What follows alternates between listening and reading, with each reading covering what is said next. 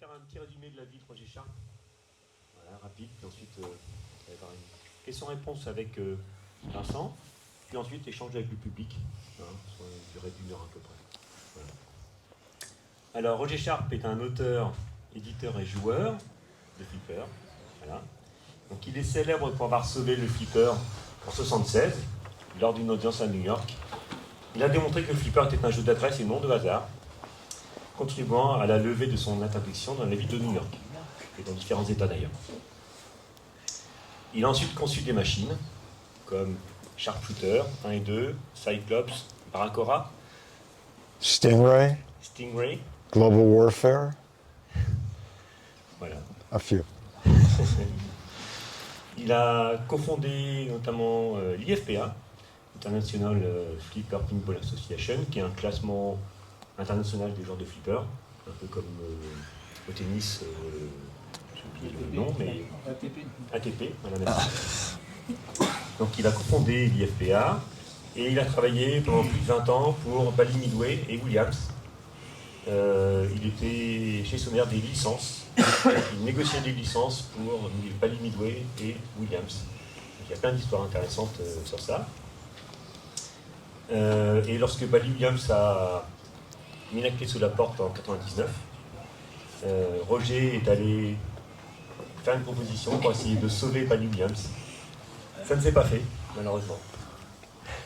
Peut-être qu'on en parlera un peu plus. Donc il aurait pu sauver le flipper une seconde fois. Voilà. Finalement, c'est un peu Gary Stern qui a, à ce moment-là, pris le relais. Ouais. Like when you try to save Bally Williams, like you try to save the pinball second time, and in fact at that time it was more Gary Stern that made the things continue to survive along the time. Yes. I know that Gary has a particular view toward me after having been competitors for such a long time. But we've also worked together on projects. I might have saved the game. I think we were fortunate that Gary was able to keep it alive.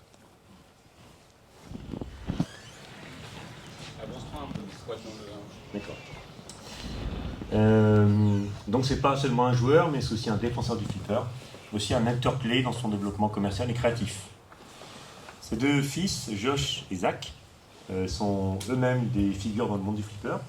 Josh est un employé, Zach travaille chez Stern, comme directeur marketing chez Stern. Et Josh a travaillé sur le Pulp Fiction par exemple, et a dirigé longtemps l'IFPA. Voilà. Et donc un film intitulé Pinball, The Man Who Saved the Game retrace toute cette histoire-là, et le film sera diffusé juste après cette interview. Voilà. Could you explain again the famous story about what happened in 1976 in New York? I played pinball.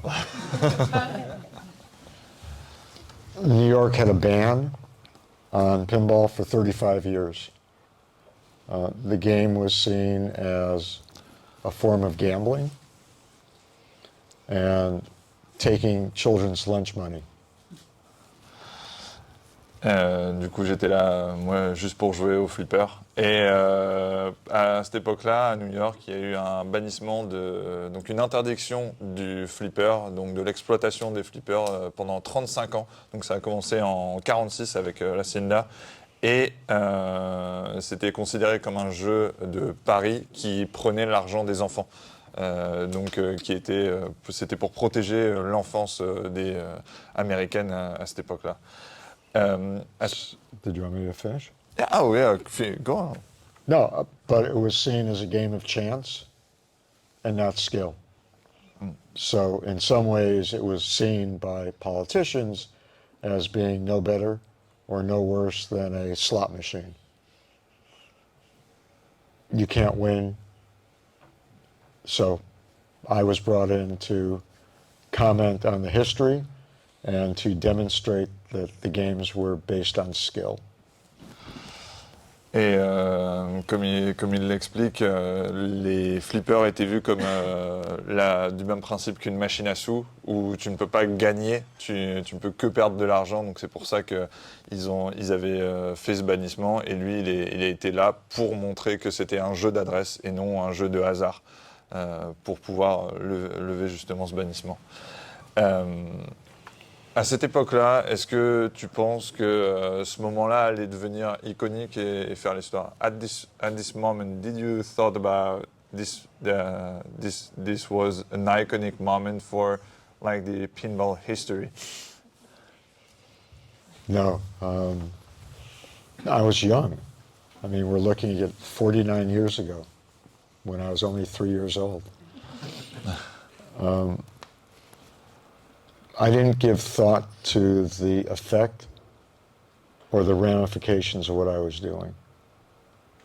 All I knew was that I wanted to have my own pinball machine, and the fact that it was outlawed didn't seem right to me. À ce moment-là, j'avais 26 ans et moi, ce que je voulais juste, c'était jouer au flipper, et j'avais aucune idée de ce qui allait se passer ou du futur de ce moment-là. Moi, juste, je voulais jouer et avoir une machine chez moi et penser que ça, c'était hors la loi, c'était pas normal pour moi. The fact that everything has endured this long and has defined my life is incomprehensible to what I felt when I was 25 or 26. My life was going to go in a totally different direction. Pinball changed that direction. À ce moment-là, repenser à ça et voir de comment a évolué le flipper et comment a évolué ma vie, c'est complètement incompréhensible. Surtout à l'époque où à 25 ans, où ma vie prenait une toute autre direction et je partais pas du tout dans ce sens-là. Et au final, le flipper a complètement changé ma vie et a drivé ma vie dans ce sens-là.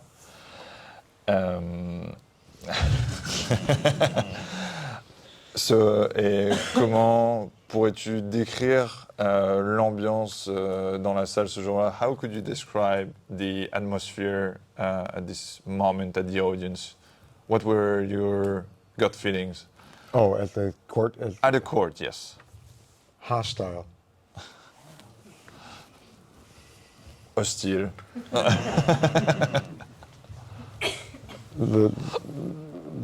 We somewhat highlighted in the movie, but the reason for me to, well, here, so you can do it. The reason for me to be called in to testify by the association was because I was an incredibly good player, but also I had been doing research for what ultimately became my book. The key ingredient, though, was that I didn't work for the industry. I was an outsider. The first questions asked were, who are you working for? Who paid for you to be here? It was very aggressive and it was very attacking. Ils ont essayé de le montrer dans le film, mais ce qui s'est passé, c'est que il était déjà pas dans l'industrie du flipper à ce moment-là. La seule chose, c'est que c'était un journaliste qui a fait énormément de recherches pour le flipper, pour son livre qu'il était en train d'écrire à l'époque et dont on voit ça dans le film. Et quand l'association, en fait, une association l'a contacté justement pour jouer pour cette audience, l'intérêt, c'était que lui, il n'était pas du tout dans l'industrie, il travaillait pour personne à l'époque, c'était juste un journaliste, mais il était connu pour être quelqu'un d'extrêmement documenté et aussi un très bon joueur. Et c'est ça qui a fait que il a fait la différence justement pendant cette audience, parce que quand il est arrivé, la première chose que les juristes lui ont demandé, c'est pour qui tu travailles, qui t'a payé pour être là, etc. Alors que lui, non, lui c'était juste un joueur justement. Whatever nervousness I might have felt being in a chair and the courtroom disappeared. Instead, I became angry. And that provided a whole different level of commitment for when I was going to play to be able to show off. Et de ce fait, à ce moment-là, toute l'anxiété que j'avais avant d'arriver à la salle d'audience, en fait, s'est transformée en colère contre ces gens-là et contre ce sentiment-là, et a fait en sorte que je mette tout de mon côté pour justement démontrer que ce soit un jeu d'adresse et non un jeu de hasard. As-tu préparé ce moment-là où c'était complètement improvisé? Did you train before the audience or train on any machine or a specific machine? No. I played a lot of games. I was familiar with all the games. It didn't matter. When I walked into the courtroom, I saw what the two games were. Didn't practice, didn't know ahead of time. It could have been two other games. It just happened to be those. Non, je me suis pas préparé, je jouais juste beaucoup et quand je suis arrivé à l'audience, je savais même pas quel jeu c'était, je m'entraînais sur des jeux mais j'avais aucune idée desquels ça allait être, et quand je suis arrivé dans la salle, j'ai découvert justement les jeux sur lesquels j'allais jouer. I was just going to say, and I've never said it before, I just thought of it. I don't know when I might have played either of the games. Maybe when I went down to the New Jersey shore, because they weren't in the city. Et c'est une exclusivité. It's a news, right? It is. Et en gros, because I've been asked a lot, and it's like, I don't know where or when. En y réfléchissant, les jeux auxquels il a joué, donc surtout le jeu sur lequel il a mis le shot iconique Bank Shot, il n'y en avait pas à New York. Là, il était en train de dire que peut-être il aurait pu le trouver dans le New Jersey. Mais à New York, à proprement dit, il n'y avait pas de salle qui l'avait, justement. Yeah, I mean, they turned on the games and I went over cold. There wasn't a setup of time to practice or do anything. Du coup, il n'y avait pas de setup ou quoi que ce soit pour s'entraîner. Il est arrivé, on démarrait la machine et c'est parti, quoi. Après l'audience et après la levée du ban, est-ce qu'il y a eu est-ce qu'il y avait toujours des personnes contre ça, ou est-ce que ça a fait l'unanimité? After this audience, when the ban got left, was there still people against the ban or not? Yes. Or no, for the ban, I mean. Yes. Yeah. It wasn't something that was top of mind for the public. Didn't matter. It was for the business that was being supported by the games. So there wasn't this outpouring of like, oh, fantastic, and a celebration. I think the locations, the amusement locations in Midtown Manhattan, suddenly realized that they could actually offer and operate pinball machines.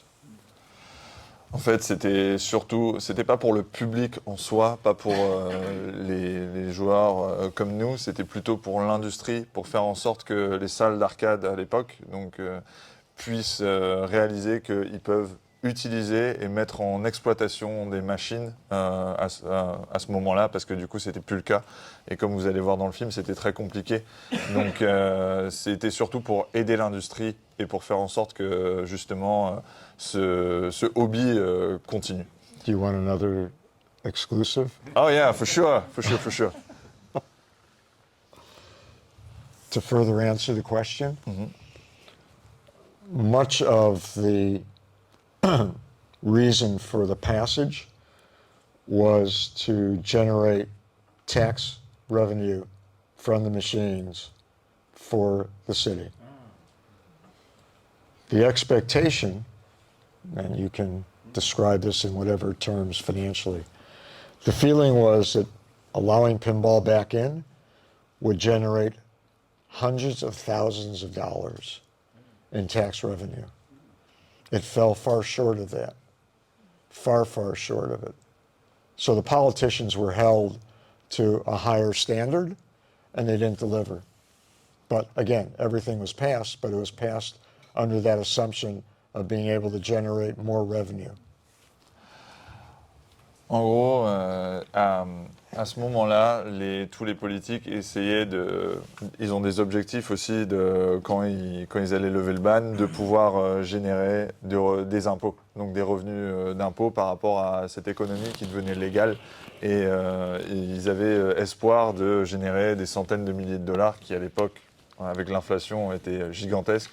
Et en fait, ils se sont rendus compte que ce n'était pas le cas du tout. Donc c'est pour ça qu'il y a eu aussi cette un peu déception à ce moment-là. What?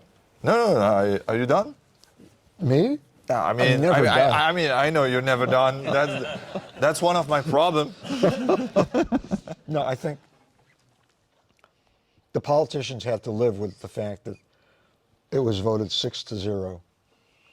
I always thought, shamelessly, Mayor A. Beam, that year, August 1st, on my birthday, signed it into law. Et il fallait aussi que les politiciens prennent en compte que cette loi, la levée de ce bannissement a été votée à 6 contre 0, donc complètement à l'unanimité, et que les politiques à ce moment-là devaient vivre avec ce fait-là. Et ça a été voté justement le jour de l'anniversaire de son fils. And Joe Caravino from Toronto has proclaimed it's August 1st, on my birthday, International Pinball Day. Et du coup, le vote le 1er août est devenu le jour international du flipper à ce moment-là. Est-ce que tu penses que sans cette décision de justice, le flipper aurait disparu? Do you think without this win at the court, pinball would have disappeared? No. But it wouldn't have been what it eventually became. It would have been a small hobby. It would have been a game that would have been erased, but not eliminated, by video games and other new technology that emerged in the late 70s and early 80s, which almost drove it to the brink of extinction. But pinball has its own life force, and it endured. But no, I think without the passage in New York and others that followed, we wouldn't be here. I wouldn't be here. I would be somewhere else, but I wouldn't be here. So I think that, yeah, it was a seminal moment. Il dit que non, il serait pas, il n'aurait pas disparu, ce serait toujours un hobby de niche, ça restera un hobby de niche, et c'est ce qui fait aussi la force du flipper à ce jour, et de tous ces événements, etc. Toute cette passion qui est dirigée avec tous les acteurs du hobby et les joueurs. Mais il serait arrivé au stade aussi où on a vu, fin des années 80-90, quand le jeu vidéo a complètement mangé toute l'industrie du flipper, et qu'on a vu aussi l'impact en France, quand justement ça fait une bonne transition, quand Bally Williams a déclaré le bilan parce que ça marchait plus et les salles d'arcade étaient vraiment remplies de jeux vidéo et plus de flippers. That's a good transition for the next question. Oh, yeah, you're good at that. We're getting used to it, right? We are. We're going to be performing in Las Vegas next week. Two-man show. So, talking about the Bally Williams era. So you worked for them, and you, like Nicolas said, you almost tried to buy it in '99, right? So let's talk about your era in Midway, right? In Midway Williams. So first, why did you get in charge of the licenses at Bally Williams?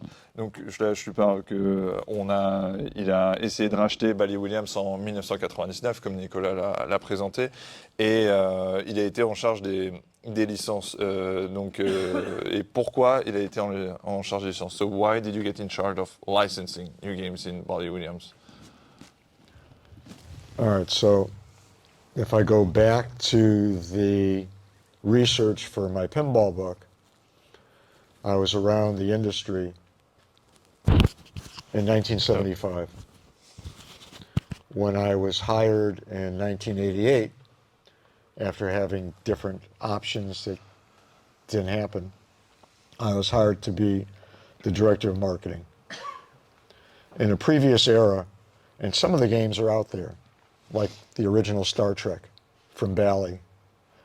Bally in the mid to late 70s did brand licensing. There was a fellow by the name of Tom Neiman responsible for just lucking out and to make all of that happen. So games like Wizard, Captain Fantastic, and all the rest of it propelled Bally to become the premier manufacturer. Dans les années... I'll take a breath on that. Yeah.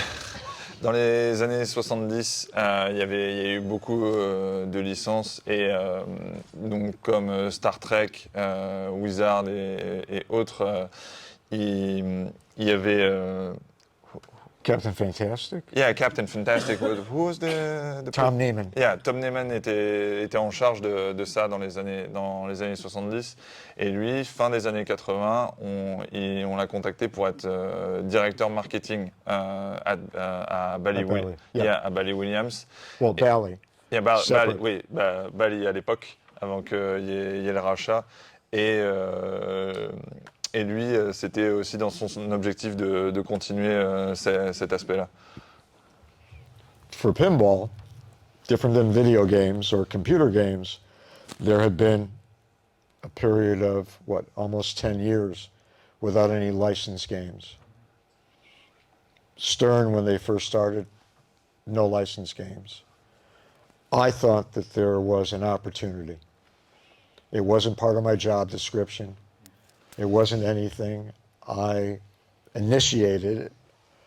I talked management into believing in it. More importantly, I talked the designers into believing in it. The first one, introduced in 1989, Elvira and the Party Monsters. That started a string of licensed games that helped define Williams and Bally and Midway in terms of video games for 1988 until 2001. Dans les années 80, il n'y avait plus de licence, et c'était pas dans sa fiche de poste de s'occuper de ça. Il était directeur marketing, donc il n'était pas censé s'occuper de ce genre de choses. Et ce qu'il a fait, c'est qu'il a poussé ça à convaincre le management, les exécutifs et aussi les game designers à croire que les licences, c'était quelque chose qui allait redonner de l'énergie au flipper. Et ce qui s'est passé, c'est que ça a sorti la première licence de chez Bally, qui est Elvira, House of Horrors, qu'il y a aujourd'hui. Et ça a mis le pied à l'étrier pour énormément de nouvelles licences qu'on a vues, parce que à l'époque où Stern est arrivé dans les années 80, il n'y avait pas de licence. C'est Bally qui a relancé ça avec justement Elvira. I believed strongly that licensed games would provide more awareness to the outside world. You weren't just going to play a generic pinball. You were going to play Elvira, Batman, Indianapolis 500. You're going to play a game with a built-in personality, a built-in fan base, and hopefully the designers would provide to you the story within the context of their design, the sound effects, the speech calls. So it imbued in pinball machines a totally different level of connectivity and familiarity to the players. Le fait d'avoir une... Hopefully that makes sense. Yeah, no worries. I will rephrase it. I know. Yeah. Please.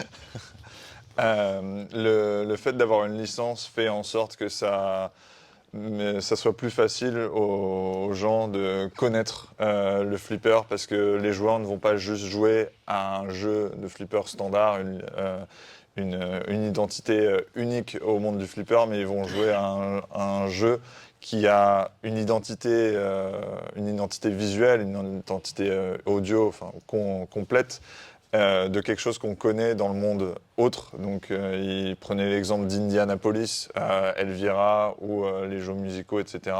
Ça permet justement d'avoir un meilleur accès à ça, et que la seule chose qu'il faut, c'est que les game designers fassent en sorte de donner un vrai sens au jeu en faisant aller le joueur à travers une histoire que l'identité visuelle et audio puisse permettre. Hopefully a simple example. There had been NBA basketball games on the computer and coin-operated video games.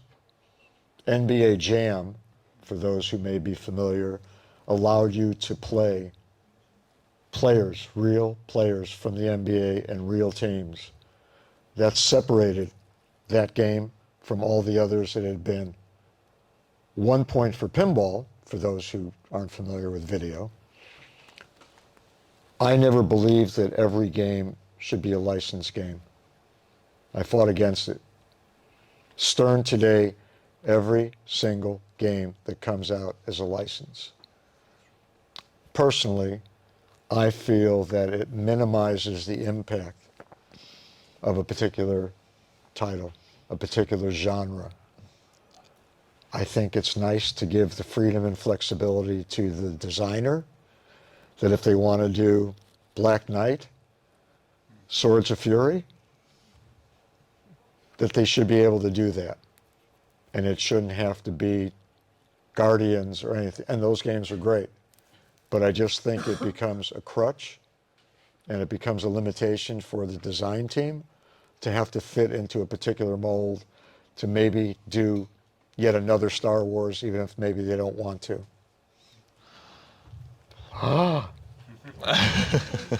Blasphemy.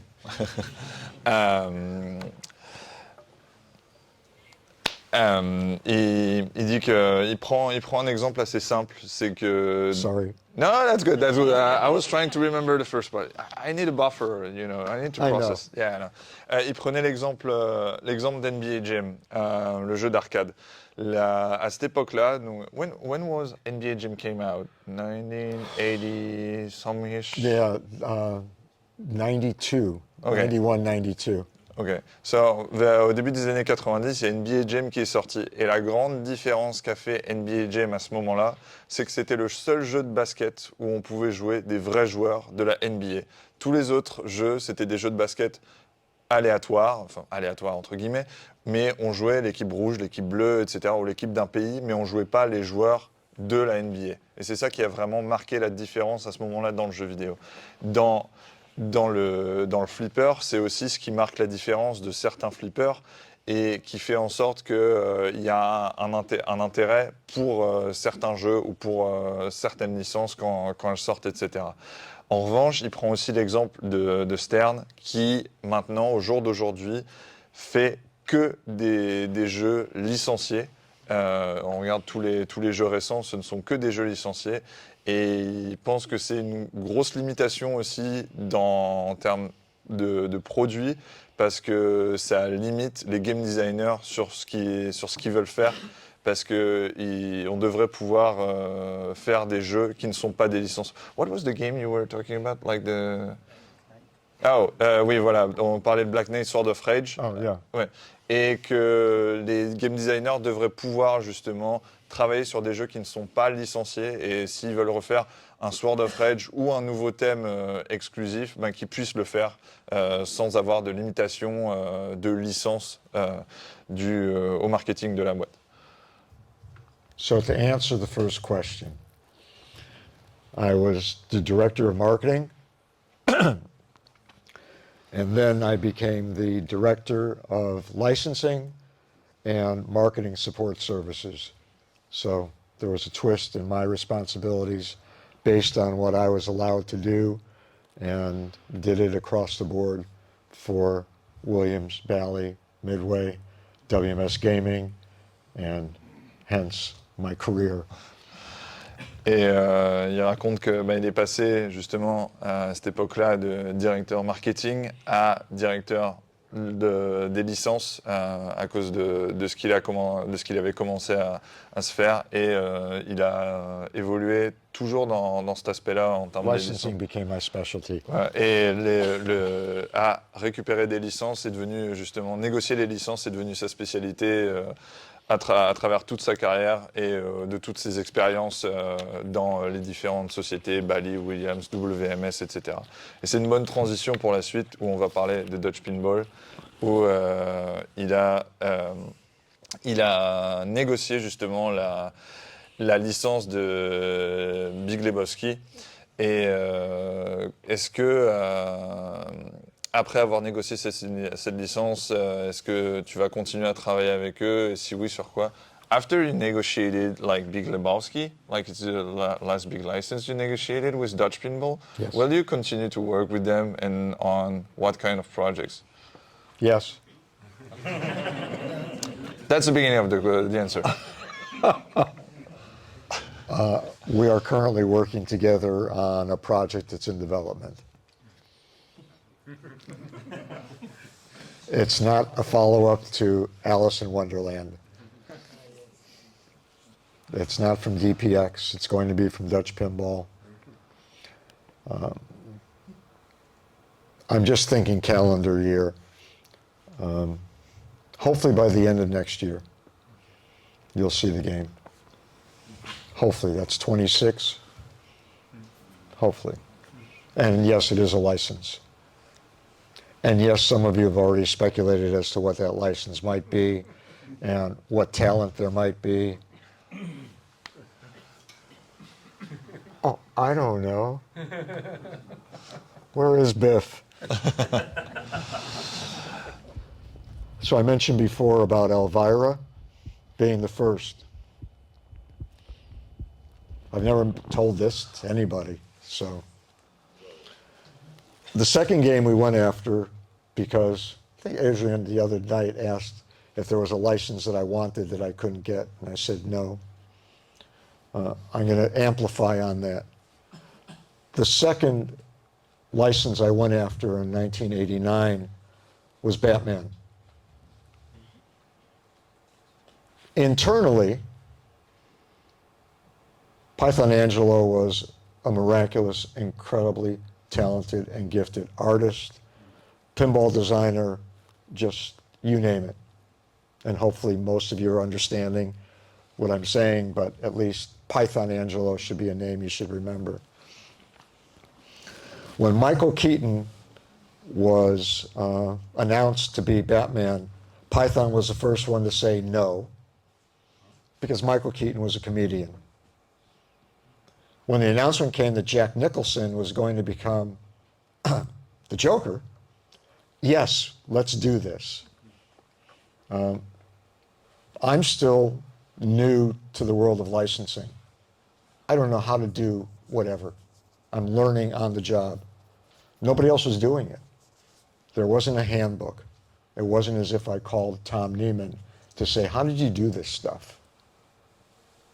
I'm a fish out of water.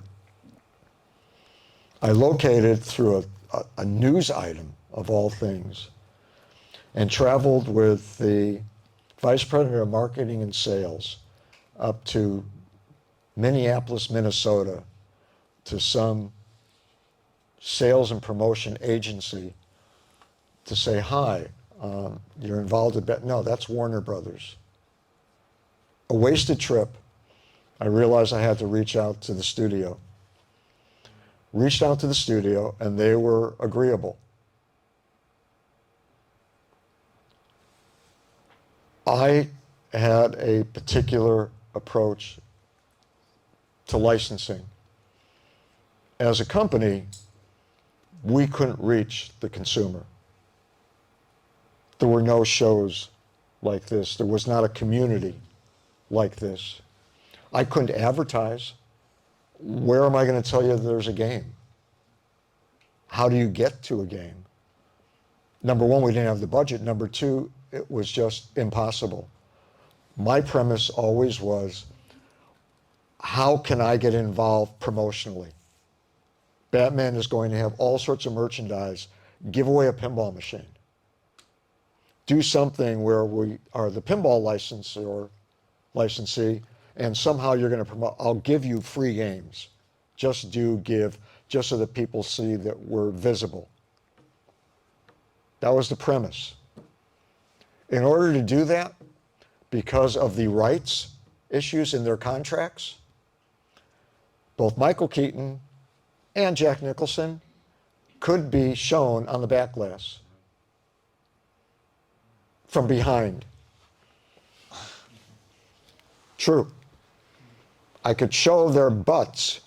I could not show their faces. You can do it based on a comic book. To me, based on the movie. I'm not doing the comic book. Unless I can do that, I don't want that license. There's a game called Police Force that Mark Ritchie worked on with Python. Police Force, if you know it, have seen it, go to the Internet Pinball Database, you will see that there's a car, you'll see the ramp, and that was going to be Batman, that was going to be the Batmobile. The game had been developed to be Batman.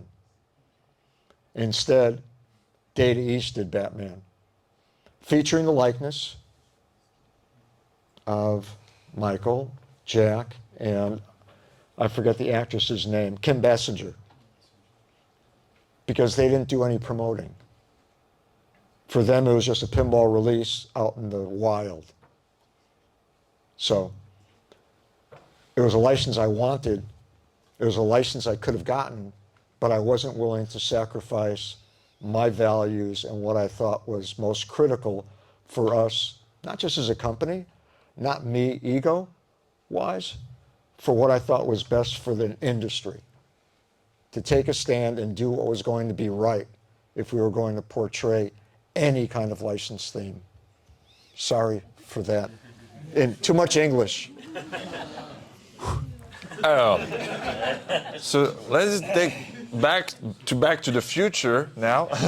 Donc, si on reprend tout au début, il parlait justement de pourquoi la licence de Back to the Future n'a pas été exploitée autant. C'est si vous reprenez le Stern à cette époque-là, sur les visuels, en fait, c'est pas Christopher Lloyd, Michael J. Fox, etc. C'est justement Gary Stern. Il a énuméré des noms là, je les aurais pas. Et en fait, le gros problème qui se passe, c'est quand on génère des licences comme ça, il y a énormément d'échanges avec les studios pour avoir les droits. Donc rien que les droits à l'image, mais il parlait aussi de rien que tout ce qui est les sons, les musiques, tout ce qui se passe. Et donc, eux, ils proposent les sons, ça revient au studio, ça échange au manager, etc. Et là, on parle de procédés qui sont extrêmement longs, qui en plus à l'époque sont encore plus longs parce que les emails, ça n'existait pas. Donc on rajoute énormément de longueur. Il y a tout ce qui parle tout ce qui est les échanges avec les avocats, etc. Et à ce moment-là, Gary Stern en avait pas grand-chose, il portait pas énormément d'intérêt à ce sujet-là de faire honneur à la licence et faire honneur au flipper en soi. C'était on utilise la licence, on fait un flipper qui est cool et ça va marcher pour la société. Là, il prenait une question qu'a émis Adrien de Banana Flip, qui était la question, est-ce qu'il y a eu une licence que tu voulais avoir et que tu n'as jamais eue? Alors, il avait dit non, et en fait, c'est un peu plus compliqué que ça. En 1989, après Elvira, il a essayé de travailler sur la licence de Batman. Et donc Batman, le film avec Michael Keaton, Kim Basinger et Jack Nicholson. Et il travaillait avec Peyton Angelo dessus, qui était un des designers chez Bally, avec lui. Et quand ils ont annoncé à l'époque que le film était en train de se développer et que eux ils étaient dans les tuyaux pour avoir justement la licence et que ça se passe au moment de la réalisation du film, quand ils ont annoncé Michael Keaton, Peyton Angelo il a dit non, je veux pas travailler là-dessus. Après, Jack Nicholson a été annoncé et ce qui s'est passé, c'est que Peyton Angelo a dit ok, on le fait, c'est bon, on le fait. Bon, admettons. Ce qui se passe, c'est qu'il commence à faire beaucoup de négociations et il part à Minneapolis avec le vice-président marketing pour justement négocier cette licence, faire en sorte que tout se passe bien. Résultat des courses, ils arrivent à Minneapolis et leur disent bah non, c'est pas nous. Donc vois avec le studio justement le studio qui gère ça. Donc eux, ils ont gaspillé leur temps. Donc déjà, ça remonte un peu les mêmes problèmes qu'ont eu Gary Stern et les problèmes que voulait s'abstraire justement Gary Stern. Et à ce moment-là, lui, l'intérêt, c'était vraiment, on fait du marketing pour le film, on fait du marketing pour le flipper parce que à ce moment-là, Batman, c'était énorme, qu'il y allait avoir du merch de partout et il fallait justement offrir des flippers, genre faire en sorte que le flipper il soit connu et que ça marche.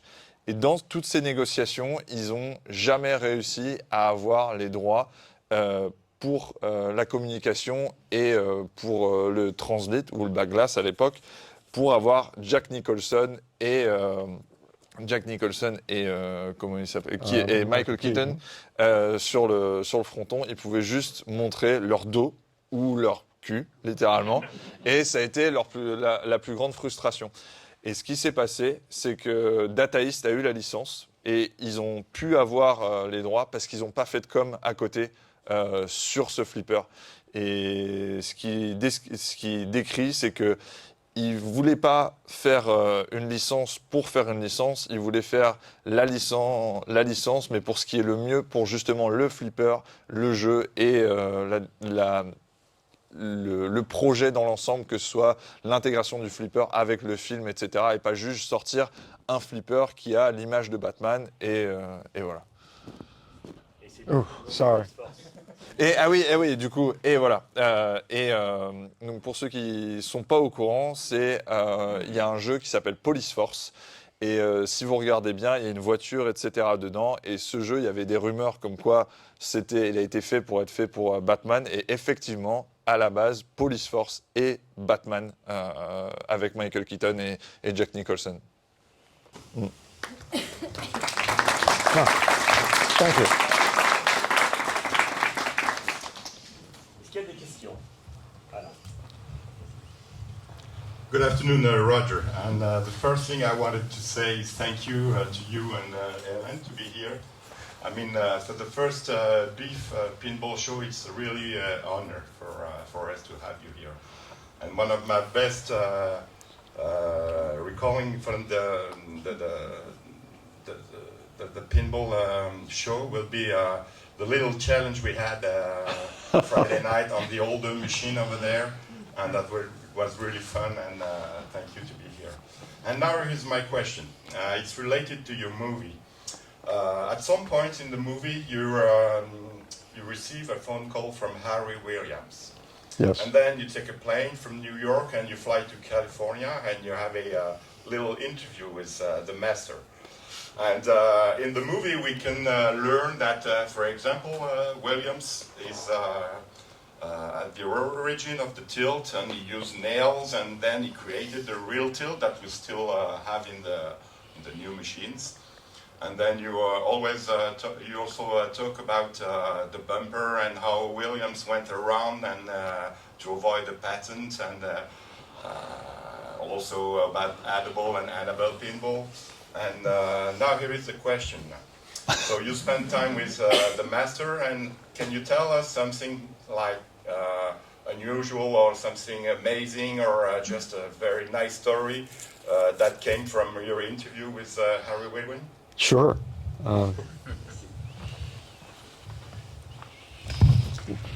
My pleasure.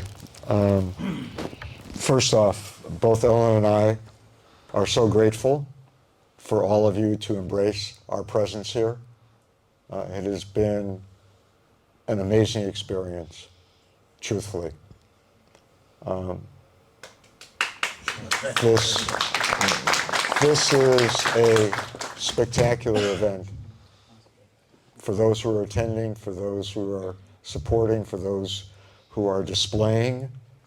My hat goes off to Nicolas and to everyone else, Frank, everyone else who has made this possible. This is the first. However many more years I have, I'll remember the first. And hopefully all of you will mark the second and the third and the fifth and the 10th and so on, because what you have created here is historic. It truly is. And hopefully friends, neighbors, family, other business partners will be here next year to see even more spectacular occurrences that I know Nicolas and the rest are going to pull out of their hats to amaze, astound, and entertain you all. So the beginning of my answer, just to say thank you and truly so extremely grateful. Harry Williams, we take some liberties in the movie. I don't know if you're going to need to do this or... I'll go a little bit more. Go a bit more, yeah. So we take some liberties. I had actually met Harry in Chicago. The premise of the movie, without getting too deep, was to have some type of white whale, some type of purpose that I needed to discover. And we decided, I agreed, that Harry would be the one. So the walk down the hallway in that scene, who's Harry? I don't know. Well, that didn't happen that way. I did know Harry. I did fly out to Palm Springs to meet with him. He did have lemon trees and lemonade. It was incredible. To learn about someone as you're doing research and you're hearing and reading about all of what he had accomplished in an incredible career up to that point, and still more to follow. There was still another 30 years going on in terms of Harry being very, very productive. But all the things that he had a hand in and the stories behind those, that was the part that was special. And he was such a genuine, nice person. So when you ask what stands out, approachable. I'm sure that he has vanity and ego like I do, but it's all sublimated. It wasn't on the surface. He embraced you. My gift to myself when I did my book,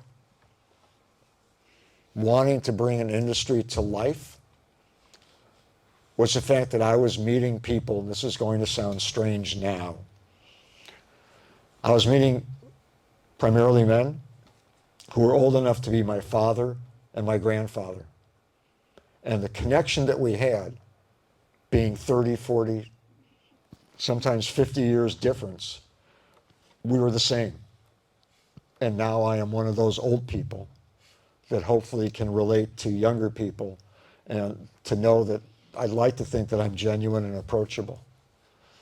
One thing in particular, I did a game, and I know that Nicola said that he hadn't seen it, a game called Sharpshooter. It's a Western theme and whatever. It was the first game I had a chance to design.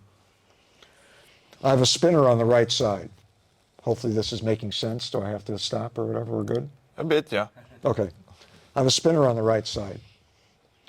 We showed the game at the ATE show in London in 1979, January. The mechanical engineer on the project thought it would be nice.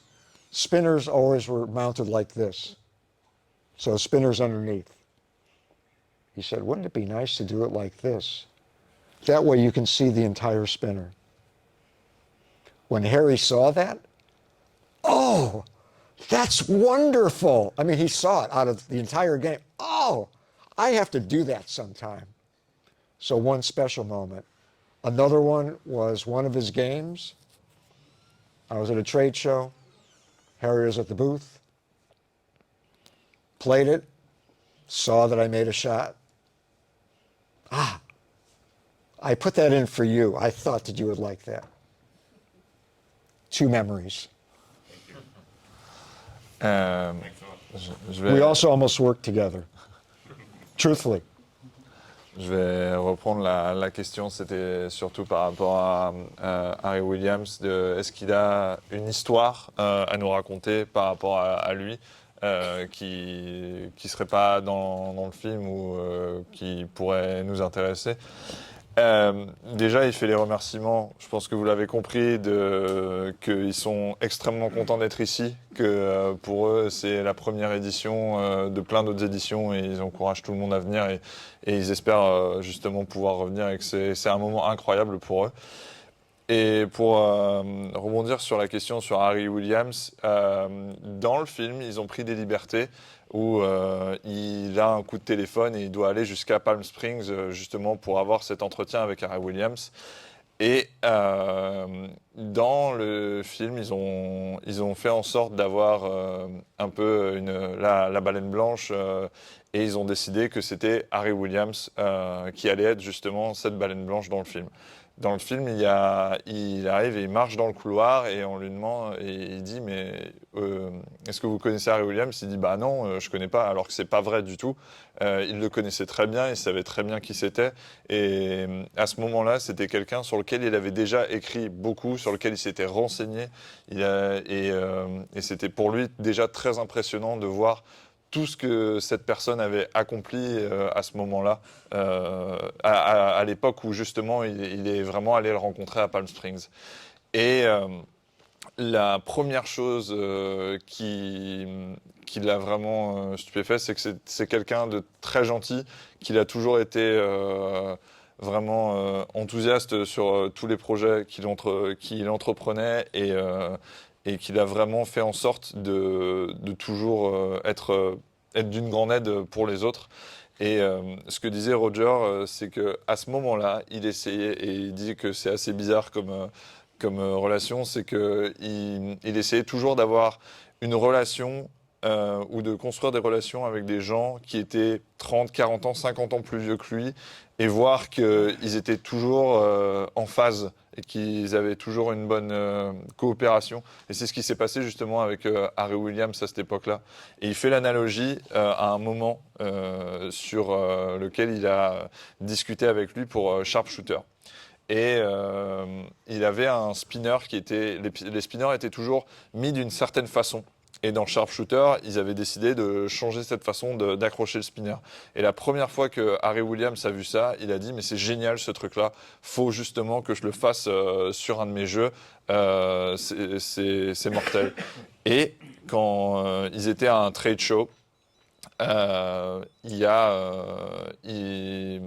un trade show 80, when was it?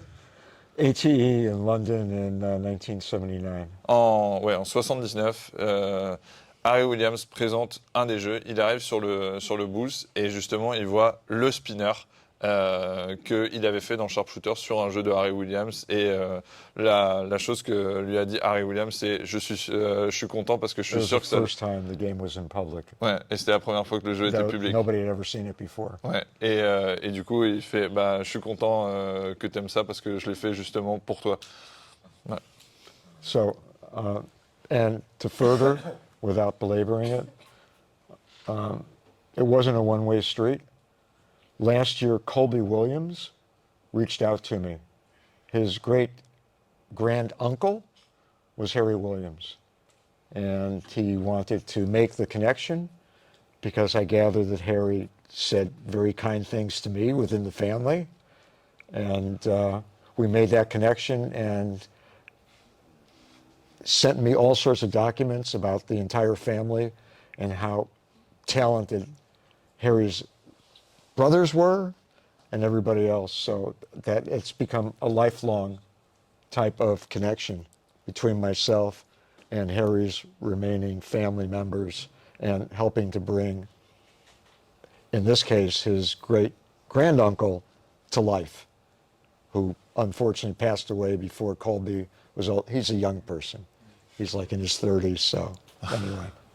Et après, pour faire suite, Colby Williams, donc le grand-grand-neveu d'Harry Williams, a contacté Roger Sharpe pour lui passer plein de documents sur toute la famille Williams qui ont travaillé sur énormément de projets et parce que justement à cette époque-là, Harry Williams avait parlé en bien de Roger Sharpe dans leur famille et ils ont récupéré plein de documents pour les envoyer à Roger pour continuer à construire cette relation entre Roger et le reste et de la famille Williams. D'autres questions?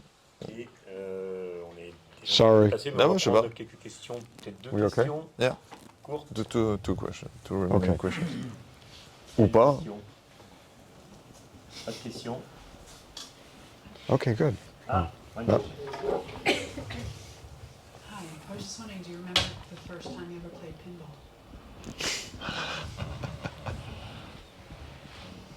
Yes and no. In my pinball book, we talk about a young boy standing on an orange crate who was about 5 or 6 years old, supposedly playing a pinball machine. I was with my parents in Hot Springs in California. The game I was playing was actually a pitch and bat ball, a baseball game with a man-run unit, if anybody knows what that is. Est-ce qu'il se rappelle de quand c'était la première fois qu'il a joué au flipper? Et il dit oui et non, c'était quand il avait 6 ou 7 ans, il était avec ses parents à Hot Springs et c'était un jeu de baseball où on jouait avec le flipper, c'était la batte et justement on récupérait la balle avec des joueurs qui bougeaient. That was by the hot water pool.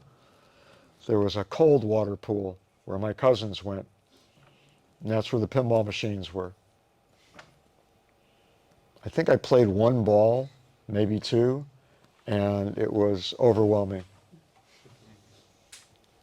I went back to the baseball game. I have an older sister. I grew up in Chicago. Chicago didn't have pinball. To me, foreign. I know nothing about it. I have an older sister who went to the University of Illinois. My parents and I, because I was younger, would go down to visit with her. Mom's Day weekend, other special events. Would go and get something to eat. My sister would regale my parents with life in a sorority, life at school. I could care less. Get a nickel or a dime back then, I don't know, and play pinball. That was my first exposure. So maybe 2, 3, 4 times a year whenever we went to college to visit my sister, that's when I played pinball. Do I remember the first one? No. Do I remember the one that changed my life? Absolutely.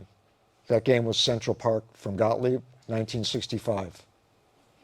First game I ever turned, first game I ever really mastered skills, and the game that truly mattered was the one that my fraternity brother was playing while he was eating lunch. Cigarette, hamburger, cheeseburger, Coca-Cola. It is vivid in my mind. Pinball machines there, lunchtime, Madison, Wisconsin, University, Burgerville. I'm sitting on a raised counter behind in the games, and I am watching him eat his lunch, cradle the ball on the flipper, making shots, and to me, it was life-changing. I did not know that you could, and this is strange based on how all of this has started, that you could control a pinball. that there was skill, that there was a rationale détente, or whatever, I want to say, there's a French term, but raison d'entente, to play every game. I took that lesson. He left to go to class. It is something that has endured with me, and you already know what I'm going to say. Can you finish? I have to get back to class. I can't just let the ball drain. I have joked that before he left the restaurant, I had already drained all 5 balls. But it taught me a lesson, which was I never, ever leave a game. Can't. Let somebody else take over. We do that in the movie. That is real. I went back to Central Park and dedicated myself to understanding and learning how to not master, how to become comfortable with this mechanical device that was flashing lights and making sounds and trying to disturb my concentration in every way that it possibly could. That's my memory of my first games. At 18. Quand il était jeune, il était en Californie et il jouait pas au flipper du tout. Et c'est quand sa sœur était à l'université d'Illinois, ils allaient 4 fois par an en Illinois, à Chicago, justement, la voir. Et c'est à ce moment-là que lui, il en avait rien à faire du reste de la vie de l'école, etc., de sa sœur. Sa seule obsession, c'est d'aller justement jouer au flipper. Est-ce qu'il se rappelle du premier jeu auquel il a joué? Non, pas du tout. Mais le premier jeu qu'il a marqué, c'est Central Park de 1967. Et c'est le jeu dans lequel il peut revoir la scène où c'était à Burgerville et où il jouait justement avec son frère et avec des images de hamburgers, de cigarettes, de coca, tout ce tralala. Et c'est à ce moment-là qu'il a réalisé que tu pouvais justement maîtriser un flipper et que c'était pas juste complètement aléatoire. Et il l'illustre un peu dans la scène, dans le film. C'est à ce moment-là, il y a une scène où son frère doit retourner en cours et lui, il doit continuer à jouer. Et il lui dit, bah, vas-y, continue la partie, moi je dois y aller. Et pour lui, dans sa tête, avant que son frère soit sorti du restaurant, il avait déjà perdu les 5 billes. Mais c'est à ce moment-là qu'il a réalisé qu'il pouvait essayer d'établir une connexion et maîtriser ce jeu qui, dans tous les sens du terme, essaye de te distraire de la bille avec tout le bruit et tous les flashs dans tous les sens. Et c'est ce moment-là en fait qui a marqué son histoire et surtout son engouement pour le flipper. Voilà. Merci beaucoup, on va s'arrêter là. On va commencer le film. Un grand merci à Roger. Merci beaucoup. My pleasure. Thank you. Thank you.